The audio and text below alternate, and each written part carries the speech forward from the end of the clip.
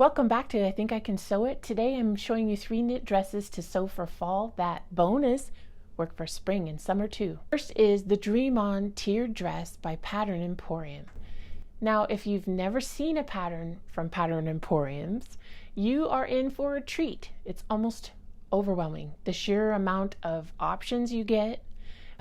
Just look at all these options. You have different necklines, different lengths. You can choose a sleeve, no sleeve, puff sleeve. It just goes on and on. Now, the hashtag for this is PE Dream On Dress and Skirt, and there is not very many examples, which is shocking to me. I would think with the versatility of this pattern that it would be more well known. So I really hope I'm bringing it to you so now you'll know about it.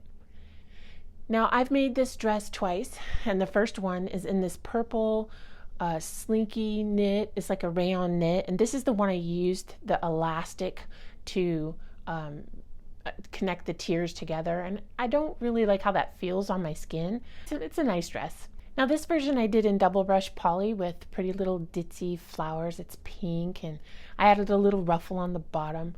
You know, I like the idea of it, but I think I've been influenced a little too much by the Barbie movie craze, which I never saw, but you just can't get away from all that pink. And yeah, I think it bit me. But it doesn't really fit my style aesthetic. It's not the clean lines that I usually go for. And because I'm such a large woman, I'm 6 foot tall, 200 and a lot, and I just feel a little too girly in it. I will definitely wear it around the house though, as it's totally secret pajamas. Next, I want to show you this Sonia A Step Designs Mandy dress. It's basically a t-shirt dress, and it has a little tie on the side. You know, I probably never would have bought this if I hadn't seen By Berenger's version of it. I just love that with the stripes, and if I can ever find that fabric, I will just copy it exactly.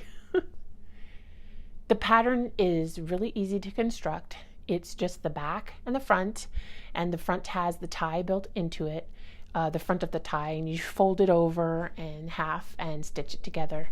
And then you're going to put that opposite tie on the same side when you put it together. So they just tie it together on the same side. So it's not really an opposite tie. Anyway, it's really easy to put together. I can't wait to stitch it up again in a knit with more body, like a ponte. The first version, I used this very thin heather jersey, but it's in one of my colors, my signature colors, so I just had to have it.